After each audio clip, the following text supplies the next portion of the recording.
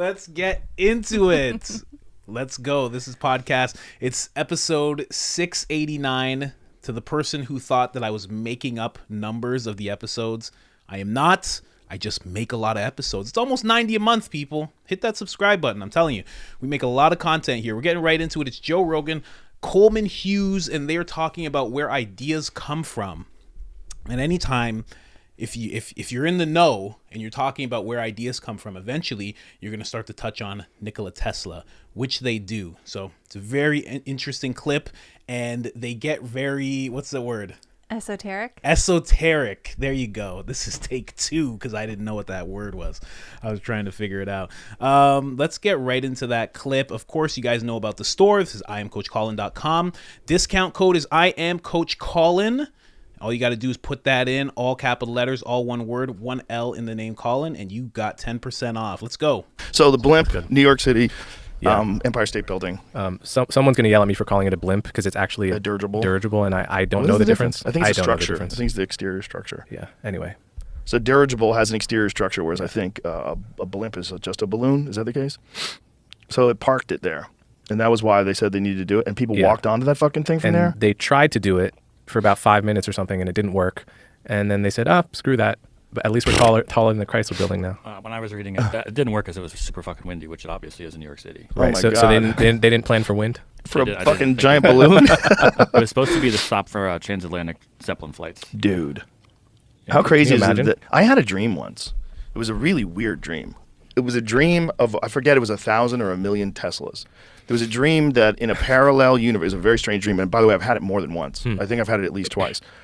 It was a dream where instead of having one insanely innovative person like Nikola Tesla, there was 1,000 of them or 1,000,000 of them. And that the world, and in this dream, I was living in like 1960, and there were blimps everywhere. There was flying crafts everywhere. And it was very different. The world was very different. It was a really strange dream. But it was like the sky was filled with these flying crafts. And there was Nikola Teslas all over the place. Not literally him, but literally, people like him. Not just one guy that everybody like breaks into his apartment after he's dead to get his notes, but thousands of them, millions of them. Dreams, something like that. The King's Dream of New York. Wow, that's crazy. So this is a kind of very... But in my dream, everything had like a kind of steampunk sort of feel to it because it was sort of early. You know, it wasn't a dream of today. It was a dream where I was imagining what would the world have looked like if instead of one of these guys in, like, when did Tesla live? It was like the 1920s, right? Instead of one of those guys, have a shit ton of them. And that, you know, we are often driven by a few mad geniuses that have just through their own creativity. And Tesla's very unusual with his creativity because he talked about how he was kind of like, I don't think he was saying aliens, but he was saying that he was receiving this information from somewhere else. Like he had this, see what you find about that, because I don't want to misquote him, but he had some very bizarre descriptions of where ideas came from. And I think he felt like he was in communication with something from somewhere else as well.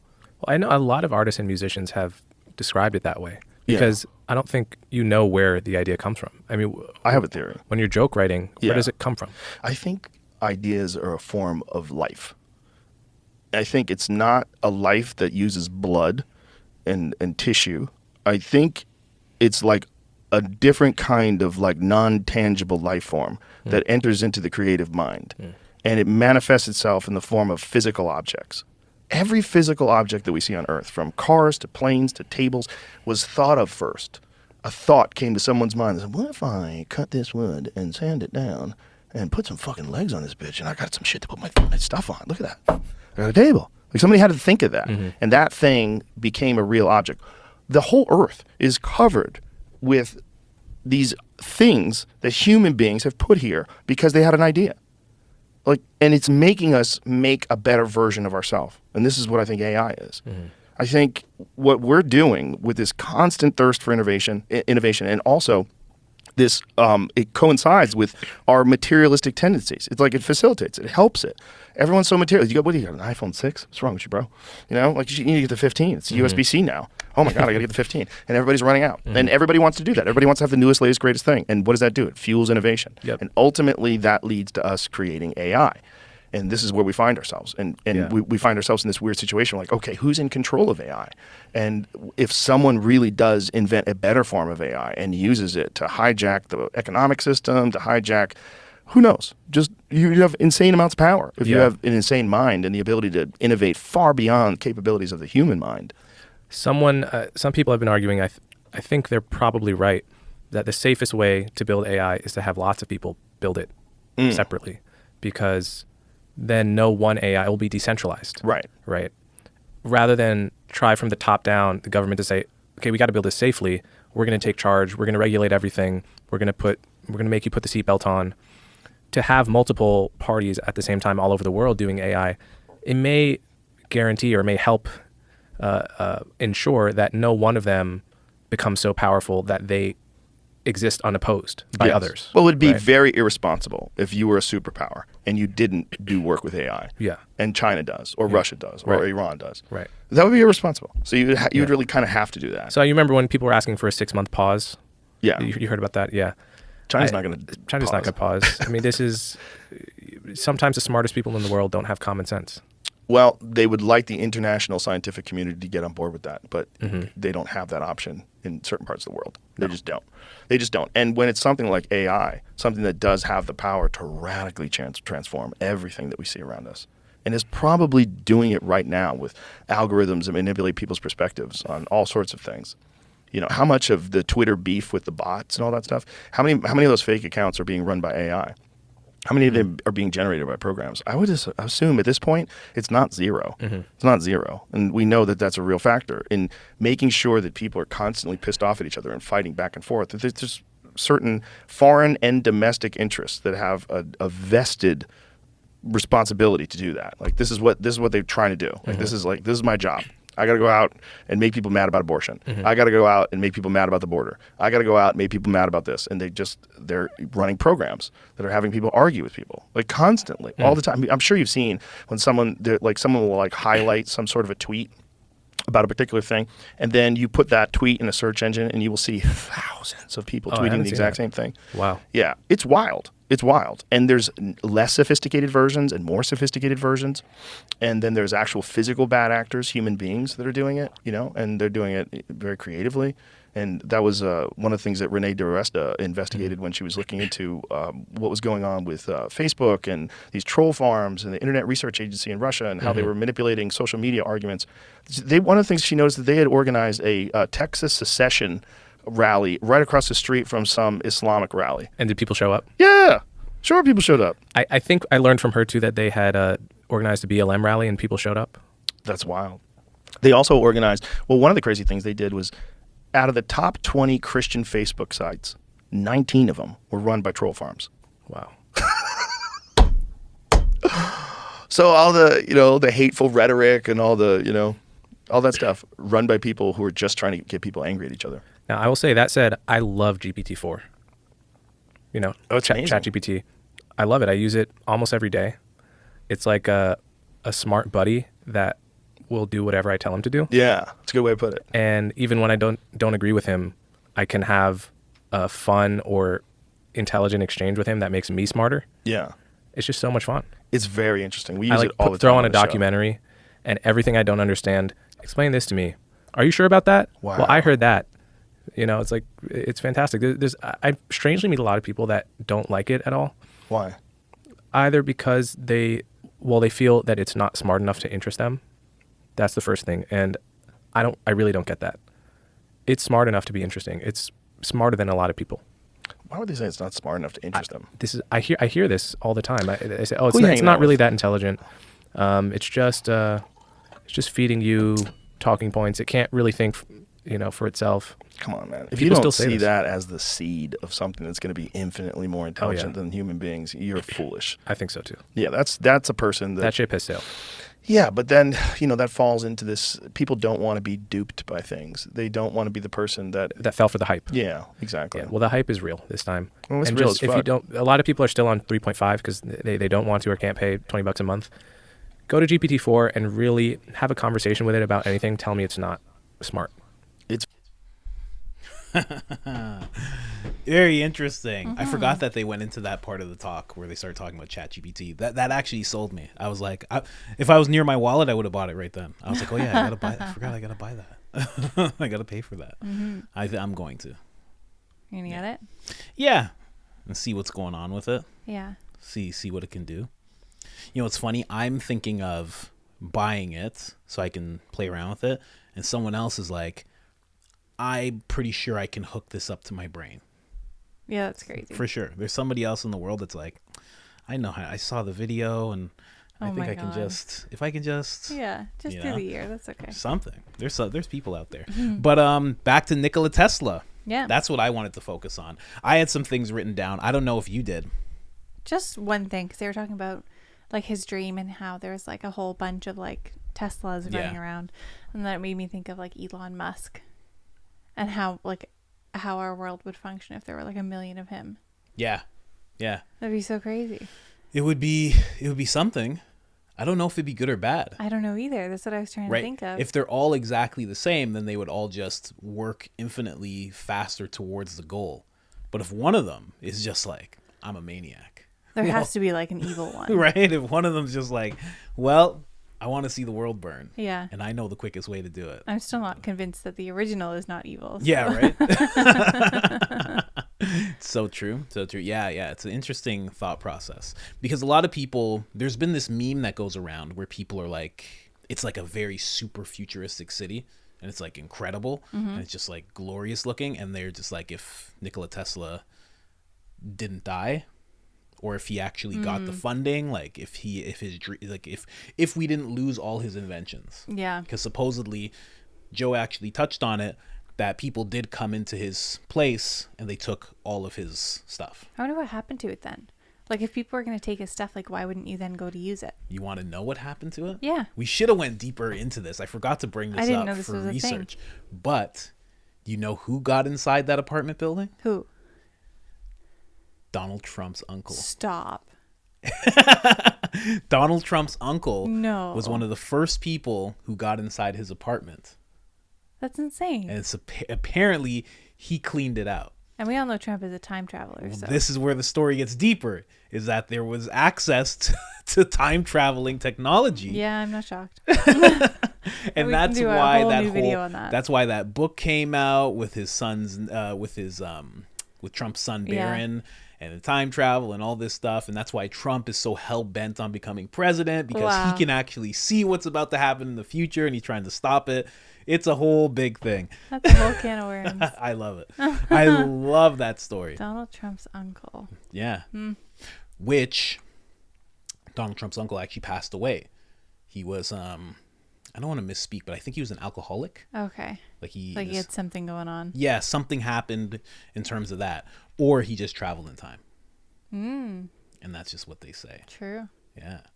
Yeah, there's a whole thing to that. Wow, that's crazy. I didn't know that. I forgot about that. I've completely forgot about it. Until he mentioned the apartment building, I was like, oh, yeah. Yeah, Trump's uncle got in there. But, yeah, that's one of the things I had written down. And then I also had written down, speaking of his dream, I really do think, with all the dreams that I have, I really do think dreams are like alternate realities. I really do. Yeah. I think we're connected to a bunch of, I don't know, maybe it's a multiverse of sorts. Maybe it's just... It's like energy streams. Yeah, energy streams, reincarnations. You know, maybe there's multiple carnations of you going on at the same time, since your soul is infinite. I don't know, but it feels like we're in other worlds, and it feels like it's not just dreamt up to me. It's weird. Yeah. Because when I have certain dreams, I'm like, this is crazy. What's going on here? It's true, because it's so like vivid. Yeah, and it's always like it's just like an alternate universe almost. Yeah. World, whatever you want to call it, you know? So I really do think that sometimes. So he stepped into a cool place. Yeah, it's interesting. He said he's had that dream multiple times. Right? And you know, speaking towards different realms, when you do psychedelics, you go to the same place usually. Like if you do DMT, not everybody, but a lot of people have the same things. Like similar experience. Yeah.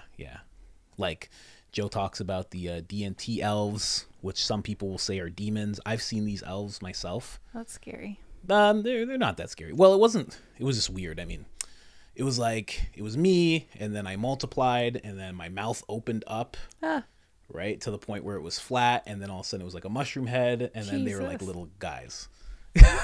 It was just and they were just around, or they were in your mouth. It was just like it was 2, and then it turned into like 10, and then the mouths opened, then they were there, and then it just went on to something else. Oh, that's creepy. So it wasn't like they were like with me hanging out. It was just like a quick thing. Weird. But anyway, what else? Well, it's interesting because you had me do research on Nikola Tesla and kind of his interpretation of how ideas come to him, and that's what they were talking about in the video too. And it's funny that you mentioned like alternate realities and things, because he talks a lot about energy and like life force, really, and things, and that like that's how it comes to him. So it makes sense, like it connects. True. Because if there's that kind of like energy and different energy streams that you can tap into, maybe that's where like you pull the ideas from. Yeah. So instead of like dreams, alternate realities, or maybe these things already exist. Very true. Yeah. It's something. It's an odd thing when it comes to ideas, because they talk about joke writing. Like there have been so many times where I'm in bed, we're in bed, and all of a sudden I'll be like, oh shit, I gotta get up and I have to say this thing. Like it just came to me, and it comes full. It doesn't come like pieces. It just comes full. Like this is everything you should be saying. And it's like crazy. This whole thing. It's very odd. It's very odd when it happens. I got to get up. I got to say it into my voice note or whatever. And yeah, it's like a full joke. And it has to be ironed out a little bit and punched up a little bit, but it'll just be fully there. That's crazy. And there's so many things like that over and over. Yeah. Well, it's like they say too, like people have really good ideas in the shower. And it's because your brain's like kind of off. Your brain's off. So things come to you easier. And the water, it's like loud. If you have a fan going, the water going, it's like, it's almost like sensory deprivation. But it's like womb-like. Yeah, that too. Yeah. With like the rushing noises and everything. And the warm and yeah. So yeah, that does happen a lot. It's very interesting. It's very interesting to think about where thoughts come from, because, you know, like my buddy Mike, we talk about this all the time. We'll talk about how they're not yours, the thoughts, because they don't seem like they're yours, because they just kind of inject. Yeah. They just kind of pop up out of nowhere, and it's like, where did this come from? And the thing I've noticed with ideas is, because I have so many, that if you don't use them, someone else will use them. For sure. And then you'll be like, oh. You'll be like, oh, I thought of that. Yeah. I thought of that first. And the thing about it is, I think I wrote this down, is that all thoughts are real depending on your work. So if you do the work, whatever thoughts you have, you know, or any, frame it as any aspirations you have, they're all real. Like if you can see yourself in this amazing, incredible state, this incredible version of yourself, like that's real, but it's all depending on the work you do. And I think that's what the ideas want the most, because I do feel like, I don't know, maybe they're beings of some kind. Like kind of, you know, like they find you. Yeah. I picture them as like little like fireflies. Yeah. And they almost, because they want someone who's going to do the work. Yeah. So they come to you because you have the ability to do this work. But if you don't do the work, they have to leave, because then they'll die with you. True. And they don't want to die with you. They want to come into this world. Yeah. You know, it's odd. I always feel like when I get ideas, like it's almost like imposter syndrome of ideas. Like I think that that's not actually my idea. You think like you that I saw like, it somewhere already. Yeah. Or like I ripped it off someone, and I'm like trying to like think it through and be like, okay, where did I actually get this from? Yeah. Because it doesn't really, like it doesn't click in my mind that it would just be like this fully formed thing. Yeah. Like I think I told you about my Starbucks idea that I'm not going to say because I think it's actually a really good idea. But yes, exactly. But fully formed. And that's like a full like marketing thing. Yeah, exactly. It's you have the ability to do it, but it all depends on your work. Like if you go and do, like right now, if you had that idea and then a week later you're like, I'm working as hard as I can towards that idea, it'll happen. Like I tell everybody about my psilocybin experience. And I was in front of a computer and I was watching videos, and something was like, you should do videos. And I was watching these videos for like 2 hours, these GoPro videos of people flying in squirrel suits and stuff. And I'm like, this is so beautiful. And something kept saying, you should do videos. You should do videos. And then I actually started doing the work. And I bought a little camera and just this little camera right It's here. cute. I bought this little camera, and I started using it, and I started doing the work, and it formed into something. Like, it just does. Yeah. It's weird. It's very odd the way it works. Even with this podcast. Yeah. I still remember you came down the stairs and you told me, you're like, I have an idea for a podcast. I'm going to do this. Yeah. And it was like fully formed. Mm-hmm. And here it is. Yeah. Yeah. Yeah. Yeah. Definitely. And that came out of nowhere too. Yeah. I was like, yeah, I should just do all that. And the odd thing was it like all clicked with different things that are very separate from each other, and things that I was doing naturally already, things that I had worked hard to learn, and it all comes together, you know. Mm-hmm. If you put in the work, I had a psilocybin experience where it's the picture downstairs, but it says, I taped it on. I was Yeah, like, that one. I wrote something down and I taped it on this painting I made, and it says it says I just did X amount of psilocybin, and I realized that you need to do everything possible. Like, you need to do as much as possible in order to become who you're supposed to be. And that's kind of what you're supposed to do. So every idea that comes, you're supposed to work towards it. You're supposed to try it. You're supposed to try things. You have to. And I think that's what Tesla was doing. That's why he had so many ideas. Yeah. Like, he had supposedly he had ideas for free energy and for different types of vehicles and this, all sorts of stuff. Well, he made like the world's first wirelessly controlled boat, which was like unheard of then. Could you imagine? Really? That was insane. I didn't know that. Like, he made like an RV boat. Oh, really? Yeah. Because he also invented like radio. True. So he was like, well, if that's Exactly. I can do. Oh, okay. Yeah. And he started understanding. And he had some really weird ideas about how electricity works in general. Like, it's not what we've proven with science by now, but he had this idea that it was kind of, there was like something in between atoms and molecules that was like an ether that would distribute the power. Yes. So in his mind, like, that's how he saw everything. So it was kind of like a flow. Yep. So it's kind of interesting to see. That makes sense. Yeah, when you look at all his inventions, like, it was all about flow. I remember I said I was going to tell you like a weird story. I used to I've taken like a lot of doses of different psychedelics, but one of them, when I first started taking them, there's this documentary I would watch, and I think it was called Inner Worlds, Outer Worlds. But they always had this segment where they would talk about energy and how it all works. And they started talking about Nikola Tesla, and they started talking about his view on energy and how he was influenced by these Eastern religions and all this stuff. And the main thing that I took away from it was he would always talk about, or at least in this documentary, he talked about wires and how a wire like curled up can't work as well. Like, it has to be straightened out. And for some reason, I think it was in the documentary, but I like, when you meditate, you have your legs crossed and everything. And that's not the best way to do it. Really? Because you're all curled up. Huh. And you're actually So the supposed to energy be like, can't flow. yeah, so you're supposed to be more straight. And that's when I started meditating, like sitting in chairs. And it like worked way better. Way better. Interesting. Very weird. But yeah, I remember that.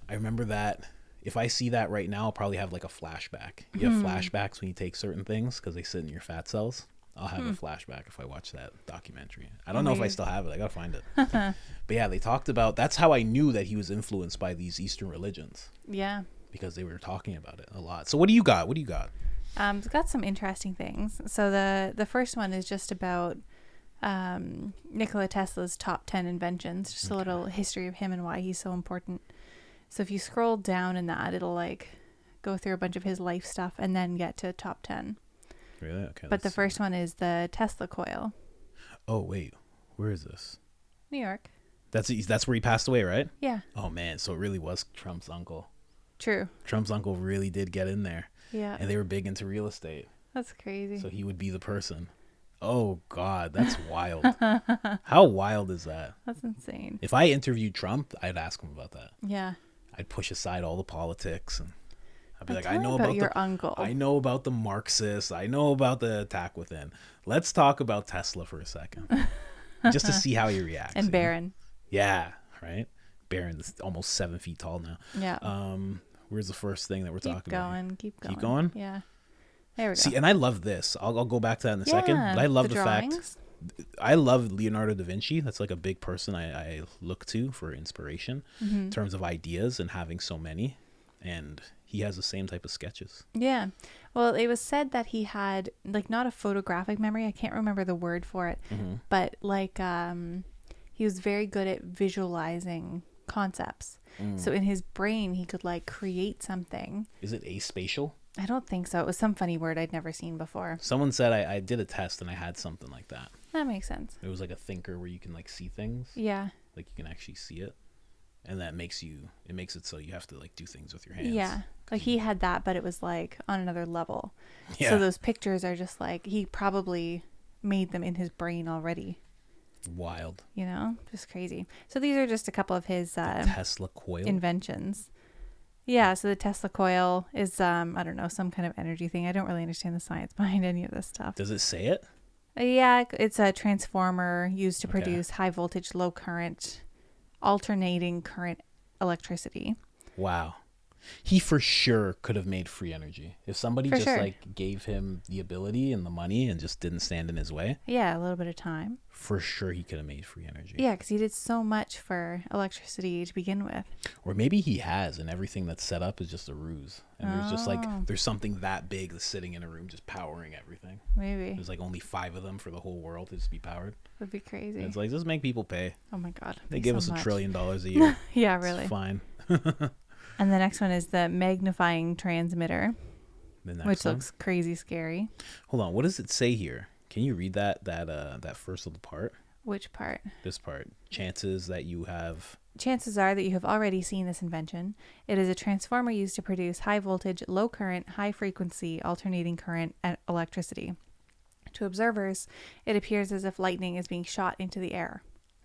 A Tesla coil consists of a primary coil and a secondary coil, each with its own capacitor to store electrical energy. The two coils and capacitors are connected by a spark gap. A high voltage source powers the system. Whoa. Very interesting. Yeah.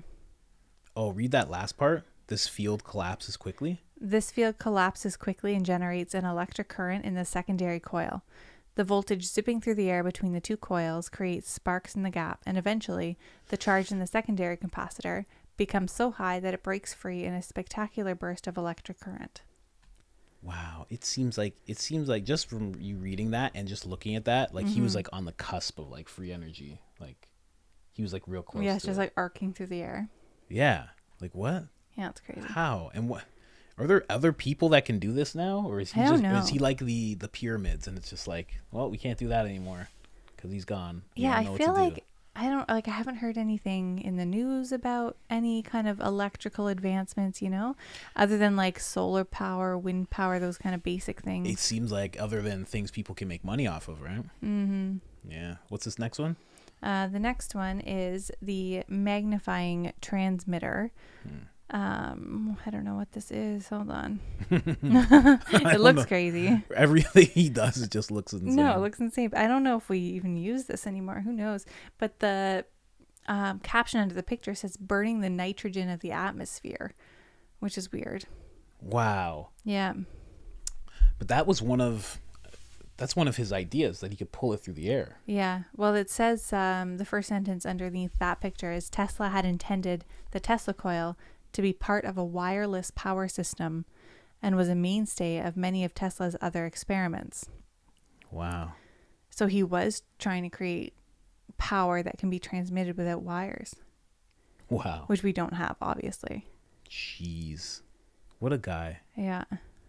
It's so wild that you could be like that, and then people try to discard you, you know? Because apparently, like, he passed away, like, alone in his apartment, and, Yeah. like, that was just it. Like, with no money.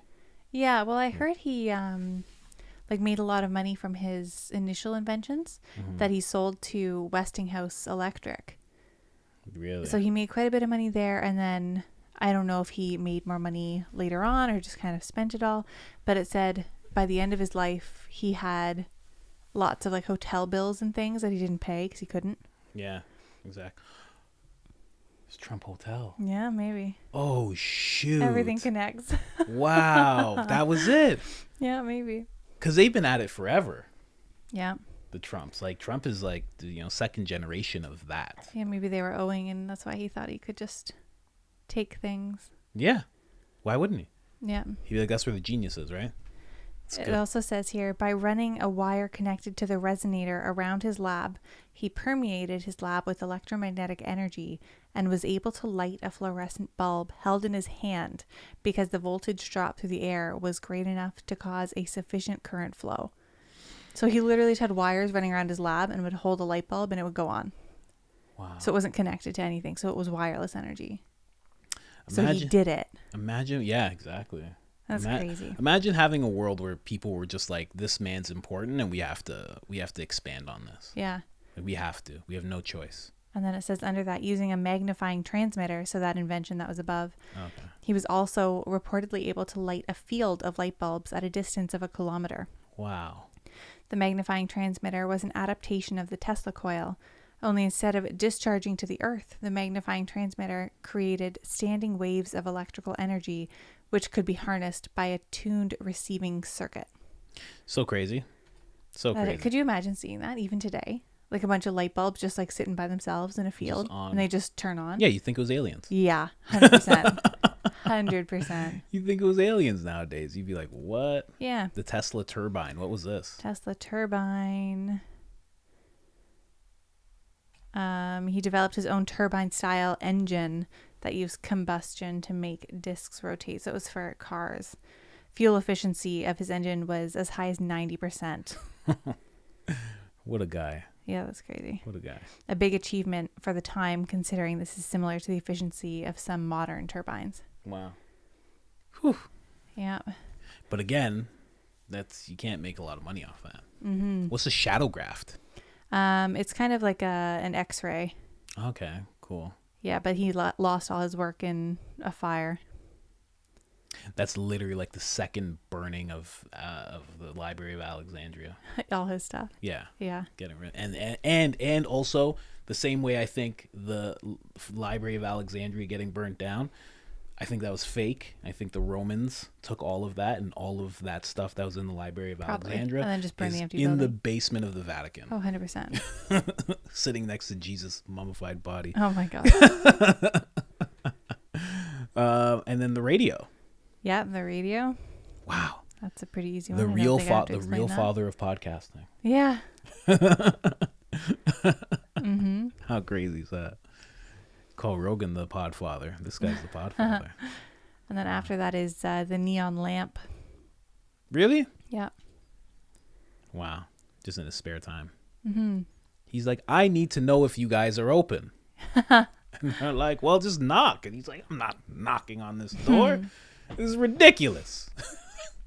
We're living like savages. That's crazy. I didn't know that. I'll be back in 10 minutes. Comes back with the sign. Turn it off when you're done. Mm-hmm. By clapping.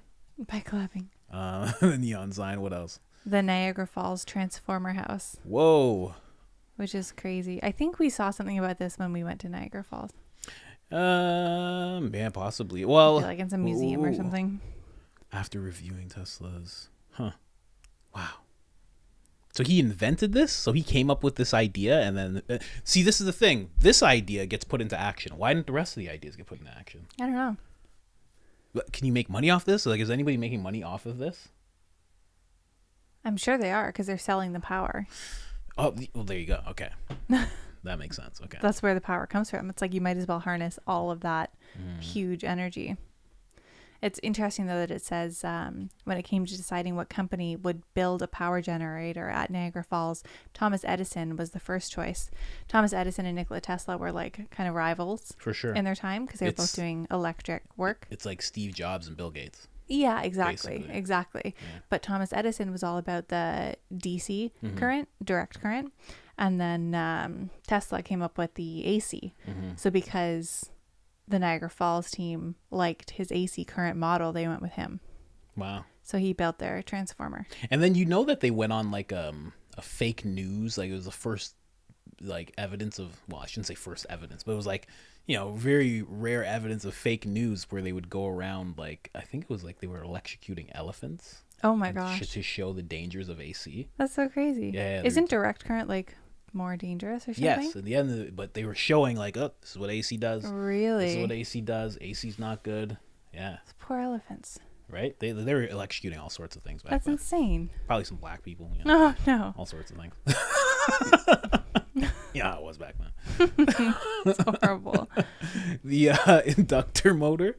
What is this thing? I don't know. Induction motor. Induction motor. The first AC commutator. Wow.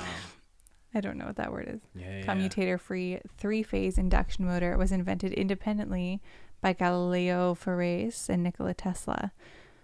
Although Farace presented his first engine in 1885, it was Tesla who filed for a patent first. Wow. Sneaky. Yeah, right. Oh, here we go. Okay, so the radio-controlled boat. So I was telling you cool. that it was like, it's like an RV boat. Jeez. Was that I wonder if that must be the picture of the remote control, you think? Yeah, I was thinking It that, looks but then like it looks like there's a propeller on it. Yeah. It could be either. And a rudder. I think maybe it's just a miniature, like no, like that's, an RV. That's the boat. That's the boat because it has that little thing on it. What's the thing? The little the pom pom. receiver. Well, that little pom pom is to like probably to see which way it's going and everything. Weird. The wind and true. stuff like That's that. smart. Okay. Yeah. Interesting. Jeez. I didn't know. You did all this. Automaton was the first radio-controlled boat that was designed by Tesla. Yeah. After being denied a patent because the patent office didn't think it was feasible, he proved them wrong by demonstrating the boat at the electrical exhibition in 1898. That's hilarious. In what world does the patent office have the right to say, that's not feasible, we're not issuing you a patent for that? Right? Isn't that weird? Yeah, that's crazy. Phew. There's an episode on patents that I want to do. There's some wild patents that people have taken, certain organizations have taken out. Uh-oh. Very, very interesting. There was one actually recently that had to do with digital currencies. And some people are very worried about it. But there's even more that are weird. Yeah. There's actually a patent taken out that is linked to... I'm telling you, these people have taken Tesla stuff. It's linked to being able to make somebody say something via like what? Like wireless communication. That's crazy. Yeah, very weird. It's very weird. But the last one's AC. Yeah, apparently Okay. he did not technically invent AC power, but he made it easy to use. Yeah, it's amazing. Okay, cool. Jeez, wow. He's literally the Steve Jobs of his time. Yeah, and that's only like 10 of his. I think it said 169 patents or something worldwide. Like imagine you gave him what Steve Jobs had in terms of like teams And funding and because Steve Jobs would just support. be like, he'd be like, this thing that's this big, I want it this big, and I want it by next week. Yeah. And they'd be like, what? And he'd be like, I want it by next week. And you're like, okay. And he was really mean like that. But then he'd come back like whatever time frame he gave them, and they would do it. True. And in his head, he was probably like, these beautiful people. But he had to like be really mean and be like, you're gonna get this done. Interesting. Wild. Let me just play the Jordan Peterson video. Yeah. Jordan Peterson actually speaking about Tesla and something that kind of links to what we're talking about right now. So I read Nikola Tesla's biography a long while back, and it was extremely interesting. And he claimed, and I have no reason to disbelieve him, that entire inventions, machines, would pop into the theater of his imagination, detailed out to the point where he knew the angles on the screws that held the metal together. And he would try to write them down in something draw them out in something approximating something that would be, that you could make a blueprint out of, let's say, in that much detail. And sometimes a new invention would pop into his head so quickly that it would obliterate the previous one. He had to work very quickly to keep up. So there's that incredible fluency in visualization. But then, as I said, in the verbal world, I'll think of an argument and counter arguments. Okay, so I read Nikola Tesla's Very interesting to think of that. That's exactly what we were talking about, and it makes a lot of sense. That makes a lot of sense because, again, when we go back to the idea of like who's willing to do the work, like if these things are like in the ether and they're looking for people and people are being dumbed down so much and they're being made so comfortable and so complacent, it's like how many people can we actually go into who are in the part of the world where this can actually happen, where we can actually come into fruition? How many people are there really? Yeah. You know, there's not many. So when they found one like this guy, they're just like bombarding him. They're just like, this one. They're like all lined up. Like, let's go. All right, next one. All right, next one. It's interesting. If you do the work, you know, Stephen Pressfield, he is the author of a book called The Art of War? No, War of Art, sorry. He does it the other way. And he talks about the muse. And there's a ritual that he does every day where he actually says out this thing where he's talking about he wants to attract the muse. He's letting the muse know that he's going to do the work, and he's sitting down to do the work every day. He's ready. Yeah, and then it comes to him, and that's how he writes. It's very, very interesting. Because that is how it happens. Like I told you, it was my year anniversary of this podcast on like October 10th or something. Yeah. 10th or 11th. And I've just been doing the work. And things tend to happen. Good things tend to happen. And I've just been sitting down every day to just do the work. And there's days where I don't feel like doing it, and I still do it. There's days where I'm sad, and I still do it. There's days where we're busy, and I still do it. And you just keep doing it. And it knows. Whatever it is, it knows that it can come to me when it comes to whatever this is. Yeah. You know? So it's very interesting. Even when you look at Joe Rogan, how Joe Rogan started.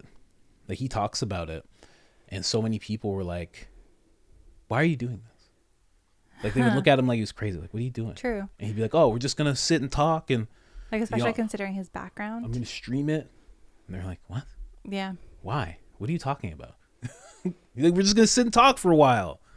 They'd be like, what are you talking about? Like why would people want to see that? Yeah. Well, it was like, it's not radio. You're putting it on the internet, whatever. Like it wasn't as big, you know? And there was no streaming platforms. Yeah. And it's not live. Yeah. Well, it was live. It was. It was on something called Ustream. Oh. Yeah. This is maybe before YouTube. I'm not even sure. But yeah, it was something called Ustream, and he would put it there. But it would just be him and his friend, and then they would talk, and they would get comedians. And I remember one comedian was talking, I think it was Tom Segura, was talking to him and saying how he would leave the podcast because he would be on it from time to time, and people would be like, what the hell's Joe doing? What's he doing? Why is he doing that? That's so funny. Because he was already the host of Fear Factor, he was already a successful actor, and he was already good in terms of being a comedian. So it was like, what is this other thing? Why are you doing he was this? involved in like UFC. Yeah, this is nonsense. True. Doesn't now make any it's the sense. biggest thing. It's the biggest media platform in the world. It's crazy.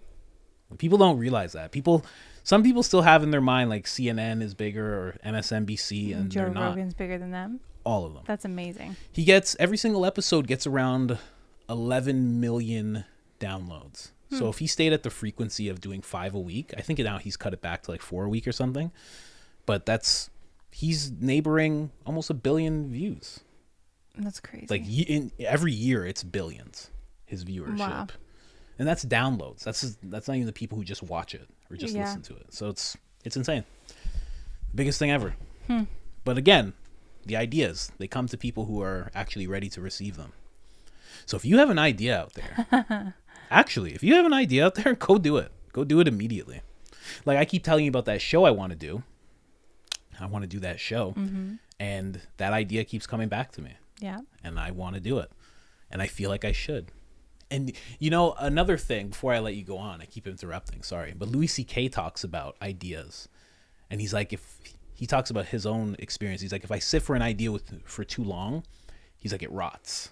And I think it goes back to us talking about how the idea will leave you. Yeah. They'll be like, okay, you're not going to do anything. Yeah. True.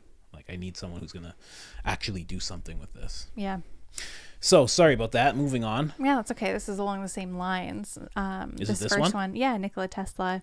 The first quote in here I really liked. It says, "The gift of mental power comes from God, divine being.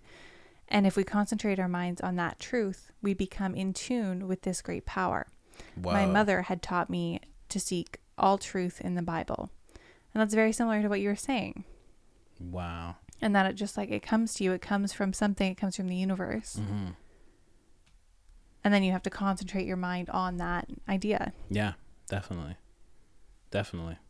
I just like that one. Like when I had Kevin over, I was telling him, because he saw the affirmations I have. If you don't know, I got affirmations here. They're in the garage. There's sticky notes on mirrors. There's in my car, everything. Mm-hmm. But I was like, he saw them, and I was like, when I was talking about being a good husband and this and that, and I'm like, when I first had those ideas, I was none of those things. Yeah. Like I had none of them, but like most of them are true. Yeah. So it's what happens. Yeah, because you wrote those like before we were married. Yeah, I was writing. You have like my married name on there. Yeah, exactly. I was saying your name as if, like you had my last name, right? Mm-hmm. Miss Coach. Yeah, Mrs. Coach. But that's what you have to do. You really do. You really have to step into it. You got to show whatever is out there, God, the divine, Mm-hmm. whatever you believe in. You got to show it that you're ready, Mm-hmm. and then it will start gifting you things. Yeah. But let's go. If you go to that next page I had you open up, I just wanted to read that quote off that page. What is it? The gift of mental power comes from God, divine being. And if we concentrate our minds on that truth, we become in tune with this great power. My mother taught me to seek all truth in the Bible. Wow, it's so crazy that that's the one you wanted to show me, because me and Kevin, for those of you that actually watch the show, Kevin is the wizard that I had sitting here with the beard and everything. He brought a Bible. He brought like a small like pocket Bible. And I was just thinking that morning, I was like, I need to start reading the Bible. Like I got to start actually getting into it. So it's funny that this quote is talking about that. Mm-hmm. Truth being in the Bible. Really interesting. There's some really interesting quotes here. Yeah, they're all about religion, spirituality from Nikola Tesla. Read this one. Everyone should consider his body as a priceless gift from the one whom he loves above all, a marvelous work of art, of indescribable beauty and mystery beyond human conception, and so delicate that a word, a breath, a look, nay, a thought may injure it. Wow. Jeez. Mm-hmm. What an eloquent way of saying like the body is a temple, Yeah. right? Hold Yeah. on. What about this one? I can't read them all, honey. Yeah, you can. That's literally what you do. You're the reader.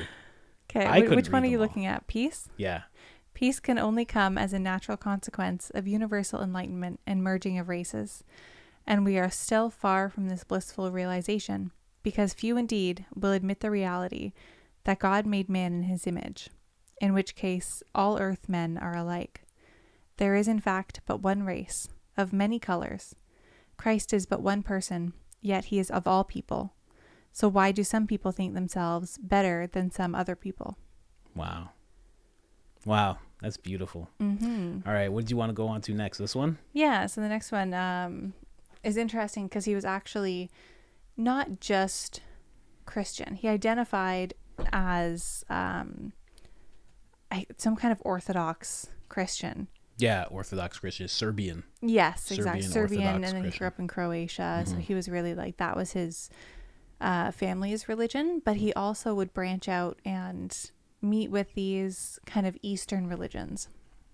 So this Swami, he got to know quite well. There's many like pictures of them together and everything, and they would talk about energy and the world and forces and stuff like that. Yeah. And there's a quote a little bit lower down on this page. Where is it? Go down a bit. It says, ere many generations pass. Ere many generations past. Down further? Yeah, I can't really see. Oh, yeah. Okay, I see yeah. it. Here, So it says, ere many generations pass, our machinery will be driven by a power obtainable at any point in the universe. This idea is not novel. We find it in the delightful myth of Antheus, who derives power from the earth.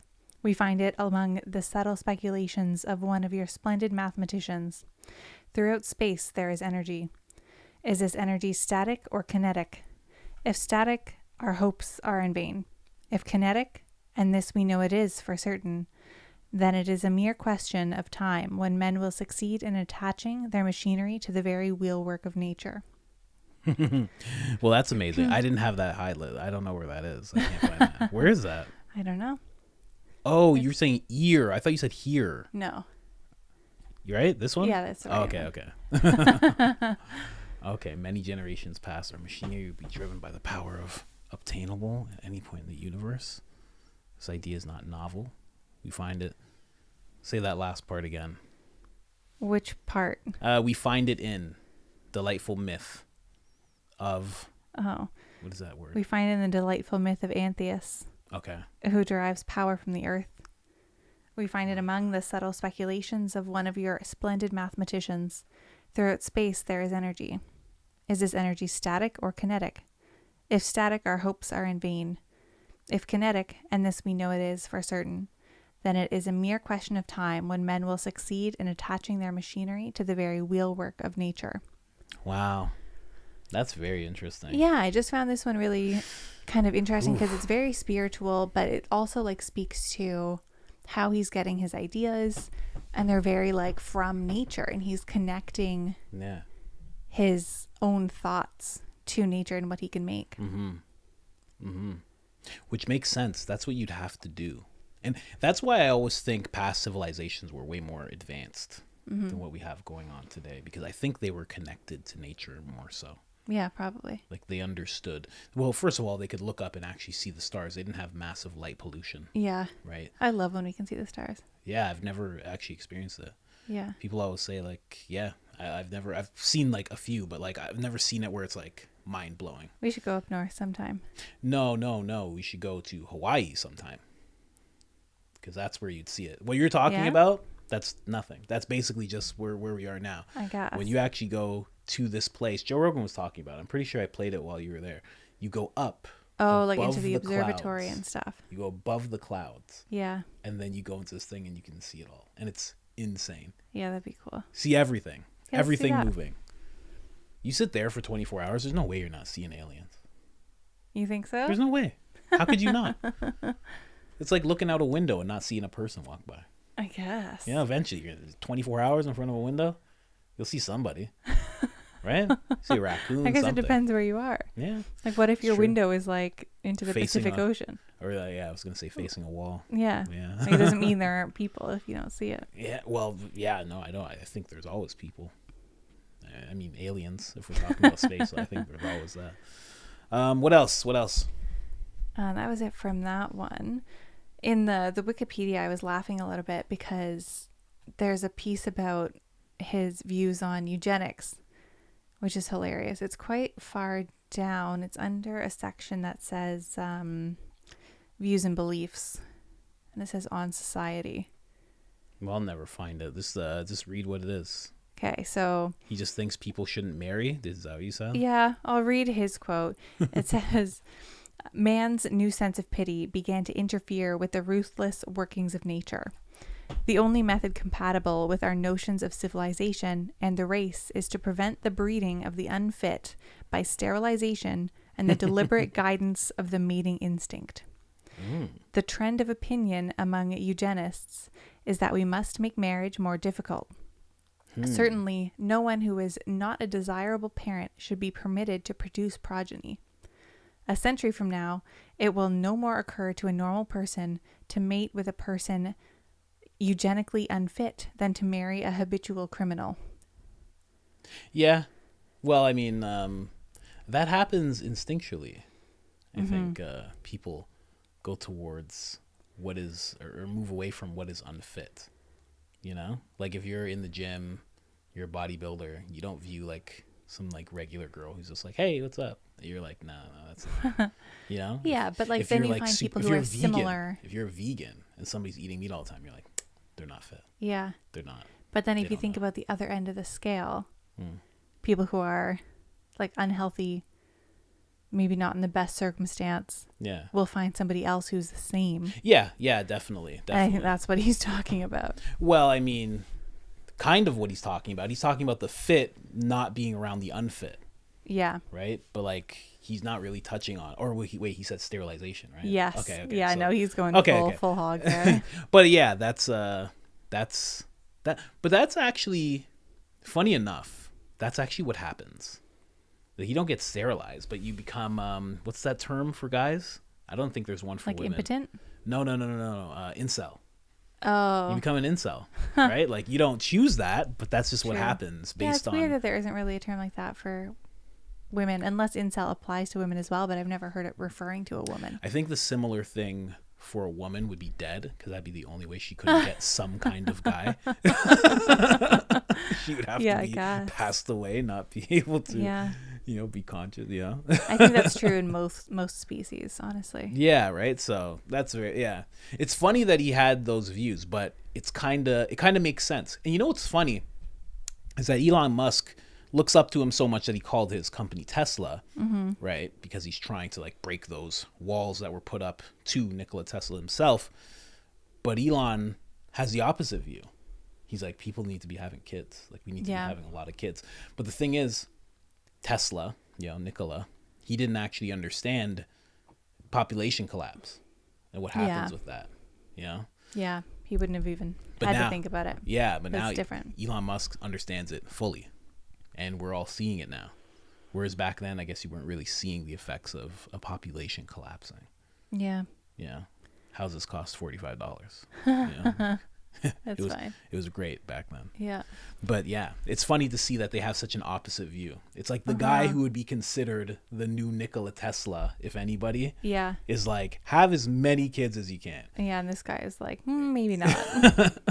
Like Elon Musk was on a podcast with like these young guys, and he's just like, do you have kids? Do you have kids? He's like, none of you have kids. Like, have kids. What are you guys doing? And it's true. It's very true. It's funny. You gotta get out there, have kids. He also was commenting on the struggle of women toward gender equality in 1926. And he said that humanity's future would be run by queen bees. And he believed that women would become the dominant sex in the future. Wow, that's funny. Right. Weird. Very, very ahead of his time. Yeah. He saw it coming. Yeah. And that's why he was like, don't have kids. He saw it coming. He had like hold the door for a woman. And he's like, why is she in charge? I have to hold the door for her? This is getting out of control. Yeah. And she can vote? Can she vote yet? They want to vote? This is out of control. That's probably where he was at with it. Yeah. And then this last one is just the influence of the Vedic philosophy. Mm-hmm. It's just more quotes from him in there as well. Give me one. Give me a sweet quote. Okay, so this one, I don't know if you can search Tesla in here, but he says, all perceptible matter comes from a primary substance or tenuity beyond conception, filling all space. The akasha, or luminiferous ether, which is acted upon by the life-giving prana, or creative force, calling into existence in never-ending cycles all things and phenomena. That makes sense. Yeah, so he's going deep into like Eastern religion and kind of Hinduism with the akasha and the prana, which are just like force and energy. Yeah, akasha. There's the akasha records too. Akashic records. Mm-hmm. It's like a whole thing. Yeah. It's like you can access it. And you know what? And I should have went into this at the very beginning because that was the first thing that came up. When it comes to what Joe Rogan's talking about, when it comes to the whole merging of man and machine, when you do that to this point, you're doing the artificial version, hooking up to ChatGPT, AGI, whatever it is. You're doing the artificial version of what Nikola Tesla was doing. True. And you cut yourself off from the ability to do what he was doing. Yeah, you limit yourself hugely. Completely. Not like you don't only cut yourself off, you put yourself, and you brought this up before, you put yourself under a wall or ceiling of sorts. Yeah. Where you can't do that anymore. You can't have these random things come to you from wherever they come from. You are detached from that ether that he was talking about. You're completely detached from it. And you'll never be able to access it again. Can you imagine too if like I was connected to Neuralink, which will never happen, by the way, but if that were to happen, like how much more imposter syndrome I would feel getting an idea of any sort, because it could be anybody's. Like actually could be anybody's. Yeah, and even then you would be like, it's not, you'd be, I don't know, it's just such a weird world. It is weird. Like I guess you could do it, someone else would do it. You feel like it's not your idea anyway. You know, maybe you just discard it. Yeah. Like, who knows? I think I myself, that's a big ploy for control, in my opinion. I know we were just talking about Elon in a good light, but I think that whole thing is it's a big ploy to control people. Yeah. And it's Into sad buying because so many Teslas. people. Yeah, right? Into buying Teslas, into doing all sorts of stuff. I think it's a big play for control because that's all it's going to lead to. Yeah. My opinion. It's going to lead to a bunch of people who are now, like the same way when you search certain things, they're like, you sure you want to go onto this site? It's going to be like True. that in your mind. You sure you want to think about that? Oh my God. Probably shouldn't be thinking about that, you know? Like the intrusive thoughts. Yeah, right? But then they get to deem what's intrusive, Yes. you know? Yeah. And now all of a sudden, the same way there's guidelines for all these platforms, there's going to be guidelines to thought. Like the thought police. Yeah. 1984. Yeah, right? I'll read that book next. Where's Yeah. Animal Farm? I'm going to be reading it's that downstairs. one. Yeah, we got to read that one. We can read it together. What else you got? Anything? That's it. That's it. Yeah, it's a lot. Guys, this is like our longest one. Yeah. My apologies, but also if you're still here after all this time, we're family. Thank you so much. If you haven't liked the episode already, like the episode. If you haven't subscribed already, please subscribe and think about your thoughts and pursue them. Make sure to pursue them. If you have an idea and you're like, that's so far out and I'm not that person to do that thing, you are that person. That's why the thought's coming to you. If you can see a better version of yourself, you're seeing it because that's actually possible. You wouldn't be seeing it if it wasn't. So that's just the way that works. Just so you know. And other than that, we're out. Bye. Peace.